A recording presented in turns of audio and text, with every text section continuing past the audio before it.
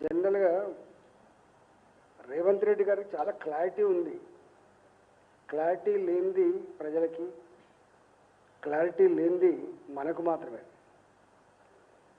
వారు అధికారం రాకమునిపై అమెరికా గడ్డ మీద నుంచి అబద్ధాలు చెప్తేనే ఇష్టపడతారు, అబద్ధాలు ఆడే నాయకులనే వారు బలపరచరని చెప్పిండు.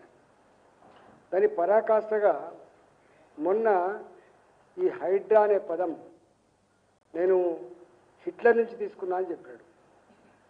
ఆ హిట్లర్ నుంచి తీసుకున్న వర్డ్ అంటేనే మనకు అర్థం కావాలి అని చాలా స్పష్టంగా ఉంది.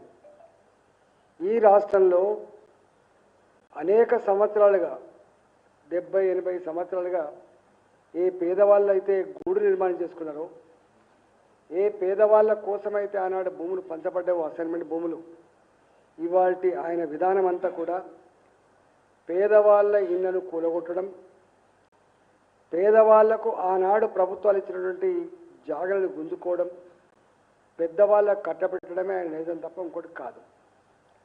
ఇవాళ హైడ్రా, హిట్లర్కు వారసత్వంగా ఉండేటువంటి హైడ్రా ప్రజలకు ఎట్లా మేలు చేస్తారని చెప్పి భావిస్తాం.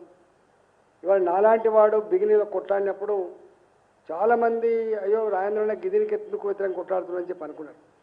ఒంటరిగా 4 నెలల పాటు నేను దీని వ్యతిరేకంగా కొట్లాడినా 4 నెలల తర్వాత మాత్రమే అర్థమైంది దీని నిజ స్వరూపమేందో.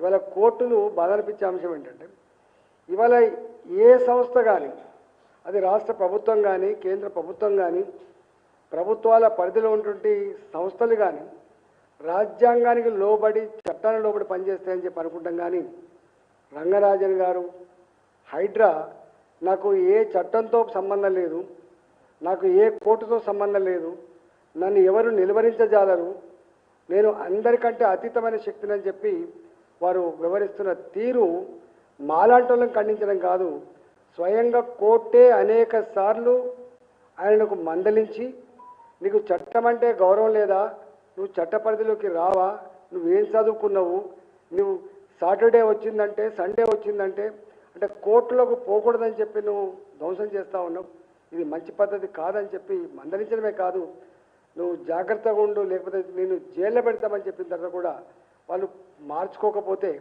దాని పరిణామం చాలా తీవ్రంగా ఉంటుంది. ఇవాళ ఇవన్నీ కూడా నేను పోయినాం, అస్మత్పేటకి పోయినాం. అస్మత్పేటలో మహిళ తను మాట్లాడుతూ కాల్చిన కన్నీళ్ళు అక్కడ యావత్ మహిళా లోకానికి కన్నీళ్ళు తెప్పించాయి. నాలాంటి కూడా ఆ ఉద్వేగాన్ని ఆపుకోలేకపోయాను. నేను మాట్లాడిన మాటలు అవన్నీ కూడా వినండి. అంటే ఇవాళ ఆ ఒక్క మహిళ ఏడుస్తుండొచ్చు, ఆ మహిళను చుట్టుముట్టినటువంటి మహిళలు ఏడుస్తుండొచ్చు, కానీ తెలంగాణలో ఉన్నటువంటి బస్తీలలో నివసించే వాళ్ళ పేద చుట్టాలు